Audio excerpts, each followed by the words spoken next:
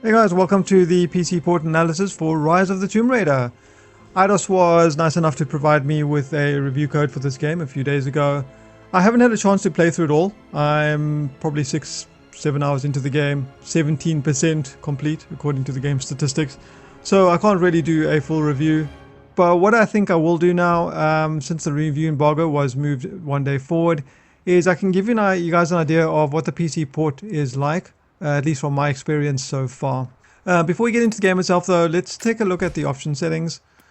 Under gameplay, you'd have everything you'd expect to find. We have vibration for the controllers, invert and mouse sensitivity, or at least aim sensitivity, shall I say, and difficulty settings and instinct glow beacons and all that kind of thing, if you would like to have those on.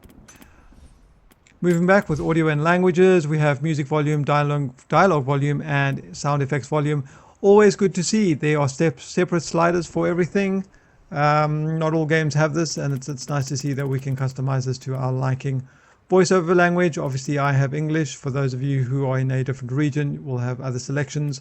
And text language, you can choose whatever language you are wanting for your preference. And of course subtitles on and off. Moving on to display, we've got the brightness slider full screen or windowed mode, exclusive full screen on or off, and which monitor the game is going to be playing on, as well as a whole bunch of different resolutions that you can choose to play the game at.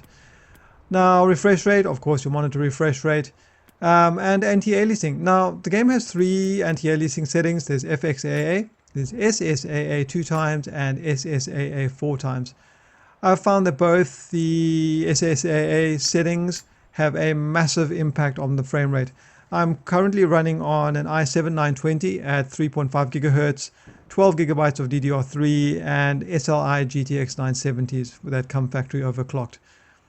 And when I sit on either of these SSAA settings, it massively impacts my frame rate.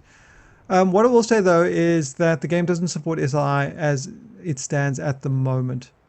I've tried forcing AFR2 in the Nvidia control panel. I've tried using the profile from the Tomb Raider from 2013 in the Nvidia inspector. None of that seems to make any difference to the performance of the game. Even when it does use both cards, the frame rate still remains pretty much the same. So instead of sitting at 90% here, it'll be at 45% each. So it's still not scaling very well, and then therefore the performance is still not great when running on all the max details settings. Moving back into the graphics settings over here, there are a bunch of different presets that you can run the game at over here, ranging from low to very high. And we have texture quality. Now I find for myself, at least, I think those of you who have GTX 980s plus with 4 gigs of RAM should be able to set this to very high. I'm setting this to basically high. The reason being is I find that when it's on high, it gets to about 3.5 gigahertz of RAM here, and as most of you probably know, the 970s have 3.5 gigabytes of fast memory, whereas the last 512K block is relatively slow in comparison, and therefore I get long pauses when a lot needs to be flushed in and out of the memory. Anisotropic filter up to 16. Shadow quality. Now, I think there needs to be some optimization done with this particular setting in the game. From the tests I've done so far, I actually run with this off until they either fix the issues or until Nvidia is going to provide a proper SLI profile for the game. And the reason being is I can have everything in these settings as high as it can go, and I will get a solid 60 frames a second.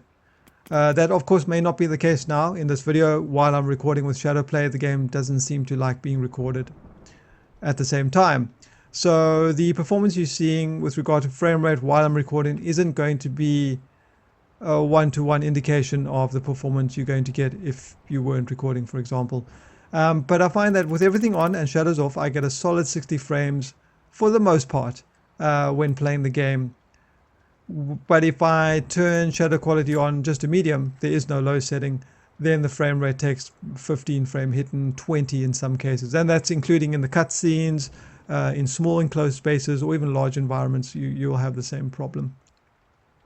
So normally I run with this off. Everything else, we have sun, soft shadows, ambient occlusion, up to HBAO.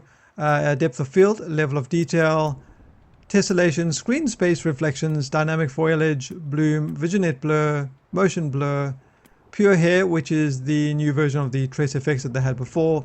This doesn't seem to impact performance that much either. I haven't really noticed it, at least even in the close-up shots where there's lots of hair moving around with the physics. And then we have lens flare and screen effects. And those are the options. I mean, these are the kinds of options you'd expect to find in any AAA game, and they're all pretty much here. Under keyboard and mouse settings, we have our primary settings for all the different commands in the game, and nice to see there are alternate settings. So for those of you who like to have alternate keys for various functions in the game, you have that here as well, and everything is basically rebindable. We have gamepad settings as well. It doesn't seem like there's any kind of customization allowable for the gamepads, so that's an unfortunate thing if you are planning on playing the game with a gamepad as well. Okay, so here we are. We can see this is one of the largest sort of view areas. You've got a large vista. You can see there's a lot of geometry on the screen at the moment. And I wanted to load this up just so you guys can sort of have an overview of the size and performance when you're looking at large scenes like this. So looking up in the top left hand corner, we can see the GPU usage is decent for the single GPU, and I'm being attacked. I'm trying to do a video, buddy. I have to mash E, of course. Right, now I'm gonna have to sort these guys out. I'm gonna sort him out. Who's left? Go away. Is that everybody? So inconsiderate. Right. Okay, so in the top left hand corner we can see the GPU usage is pretty decent, sitting at 95%. You can see even at high texture detail, it's taken up just under 3.5 gigabytes of my graphics memory. And you can see the frame rate sitting at 55, 56.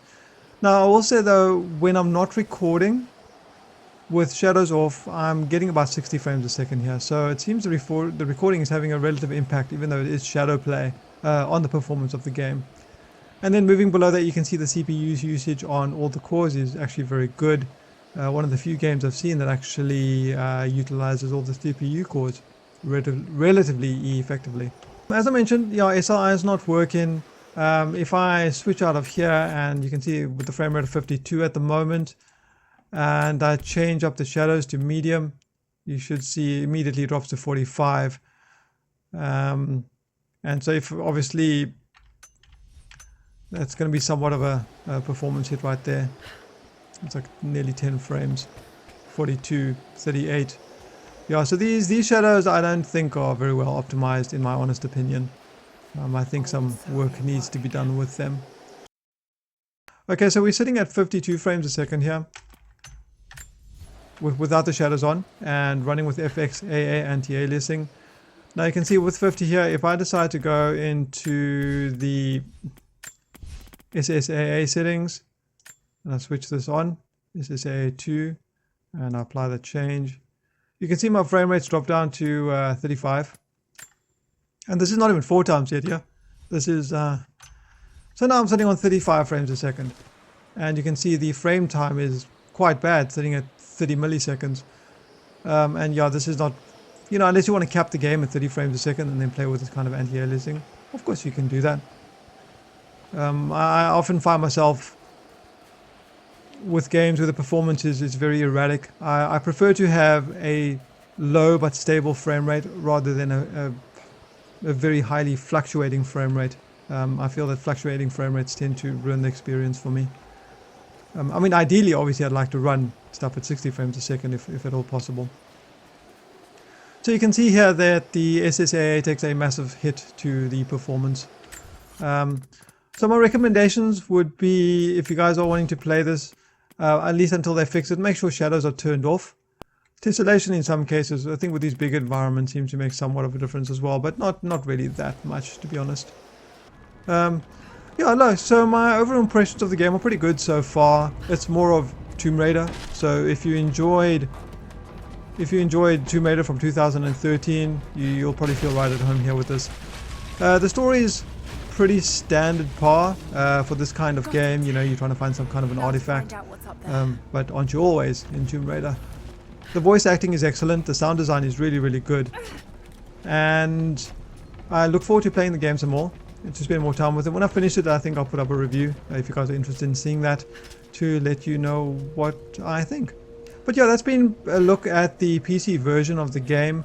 Hopefully Nvidia is going to release SLI profile, or at least drivers specific to this game, so there are going to be less kinds of quirks at the moment. The shadows really kill performance, guys. I don't know if it's because of the pre-release build that I'm using, and maybe the release version is going to have not so many performance impact with the shadow settings. But as it stands at the moment, in the version that I'm using, just make sure you turn those off, and don't use SSA anti-aliasing unless you have Titans or don't mind running the game at a much lower frame rate. And the other thing I wanted to say before I forget also is I've had probably 3 or 4 hard crashes with the game. Or perhaps hard crash is not the right word. The game's just completely frozen, and I've had to Control-Alt-Delete and, restart the process, or end the process, force the process to end. But again, that could be because this is pre-release code. I see there's a lot of people asking about how the game performs and how it's going to run on their computers. So hopefully this kind of gives you an idea of what you can expect, at least on release. No doubt that things can be improved and patches will come out that are going to fix a bunch of stuff. So I think there could be a few more optimizations in the future. But otherwise, if you guys have any comments or questions or anything like that, you can let me know in the section below. And if you've enjoyed the video, don't forget to share it with your friends. Like and subscribe if you want to see more content. Otherwise, I've been Charling. Until next time. This is Rook. Rook works for GIGN. Rook has armor. This is Bandit. Bandit works for GSG-9. Bandit has batteries that electrify fortifications, barbed wire, and deployable shields. Batteries are useful to stop thermite and damage enemies.